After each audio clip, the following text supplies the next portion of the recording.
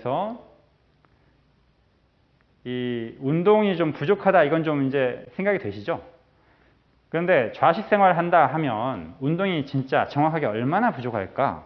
이것을 감을 잡기 위해서 이건 이 물리학에서 내 몸에 걸리는 부하를 측정하는 방법인데, 걸을 때 이제 GS 상태 운동 습관은 하루 종일 이렇게 다리 쪽에 부하가 많이 걸리고 상체로 갈수록 부하가 줄어드는 형태로 이렇게 부하가 걸리게 돼 있거든요. 이렇게 딱 서 있어야 되니까 다리 쪽으로 갈수록 체중이 더 많이 걸리니까 더 늘어납니다. 엄청 쉽죠? 근데 앉아서 생활을 하게 되면 딱 앉는 순간 다리 쪽의 부하는 거의 제로, 뭐 완전히 0은 아니지만 조금은 남아있겠죠. 거의 0에 가깝게 바뀌어버려요. 그래서 이렇게 살아야 건강한데 이렇게 생활해. 그러면 건강해지려면 얼마나 더 운동을 해야겠어요? 상체는 거의 운동이 추가될 필요 없어요. 의학적 관점에서만 따지면, 막 근육 키우고 이런 목적 말고 의학적 관점에서만 따지면 상체는 거의 운동이 추가될 필요가 없고 다리 운동은 엄청나게 부족해집니다. 만약에 내가 이렇게 한 10년간 이렇게 살아왔어. 그럼 얼마나 부족하겠어요? 이게 하루 매일매일 이렇게 빚을 지고 사는 거니까 10년 동안 이렇게 살아왔다 하면은 다리는 무지막지하게 운동이 많이 필요하고 상체는 큰 운동량이 필요 없는, 이게 누적되겠죠, 계속. 그래서 이제 제가 우리 병원에서 기공 수련을 할 때 다 다리 운동 위주로, 준비 운동도 다리 운동부터, 그리고 참장군 같은 경우는 상체에 걸리는 부하는 최소화되고 오로지 다리에 걸리는 부하가 엄청 늘어나요. 상하공도 마찬가지. 이런 걸 의료기공으로 사용을 하게 되는 거예요. 아시겠죠? 다 의미가 있습니다. 그냥 운동을 가르치는 게 아니고. 여튼 이런 걸 알고 나서도 이제 이건 상식인데 매일 틈만 나면 운동을 해도 다리는 진짜 낮 동안 종일 운동을 해도 여러분들이 한 30년 동안 앉아서 살아왔다. 그 빚을 다 갚으려면 그래도 부족해요. 그러니까 낮 동안 종일 다리 운동을 하고 살아도 다리 운동은 부족하기 쉽다. 근데 이제 그 와중에 막 몸 좋아진다고 이렇게 아령 들고 이렇게 하시고 이러시면 문제가 아주 복잡해지고, 일단은 다리 운동 위주로 운동하시는 게 중요합니다. 그래서 의학적으로 이상적인 운동의 조건을 보면 과학적으로 검증된 인간의 가장 이로운 운동은 딱 하나예요. 종일보행. 이건 뭐 그냥 DNA 특징을 알면 그냥 바로 나와버립니다.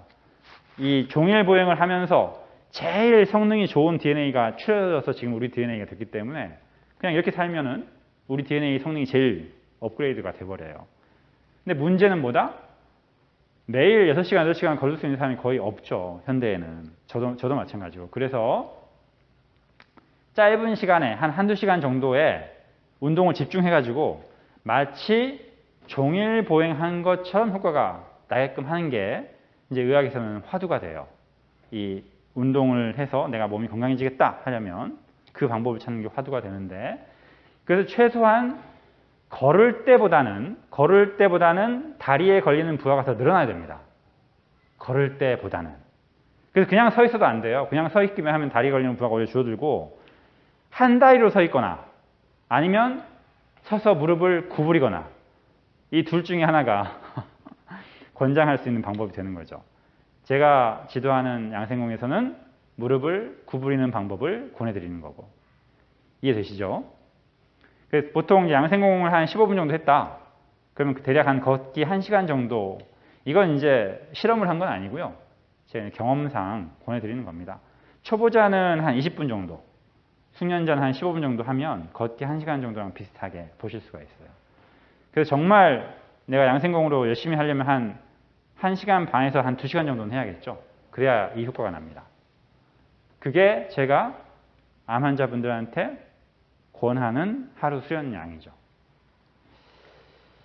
여튼 그리고 이제 이 운동이 왜 어렵냐면, 뭐 여러분도 주변에 이제 걷기, 수영, 요가, 필라테스, 단전호, 명상 이런 거 하시는 분들 있잖아요. 이 중에 어떤 걸 해도 하지 운동이 채워지지가 않아요.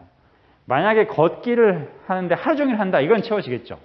근데 이제 하루에 막 한두 시간 정도 했을 때 이런 운동으로는 운동 습관 하나를 충족시킬 수가 없다는 거.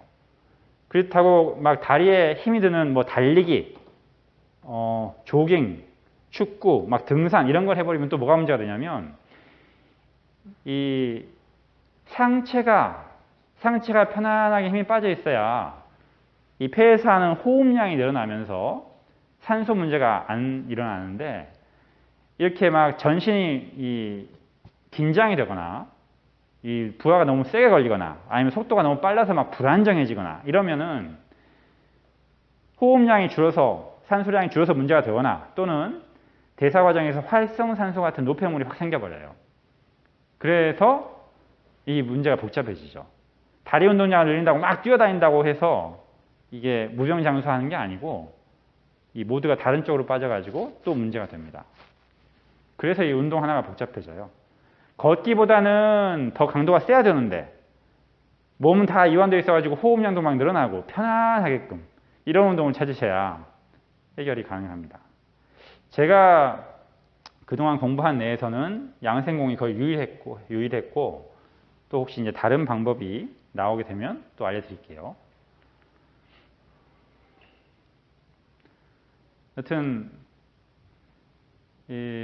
한두 시간 양생공 수련해가지고 6시간 이상 걷는 거랑 비슷한 효과가 어떻게 난단 말이냐. 지금 앞에 내용만 가지고는 감은 잡으실 수 있지만 정확하게 얘기 안 됐죠. 그것까지 정확하게 알려면 이제 대사를까지 좀 들어가 봐야 됩니다. 대사. 우리 몸에서 에너지가 어떻게 만들어지나.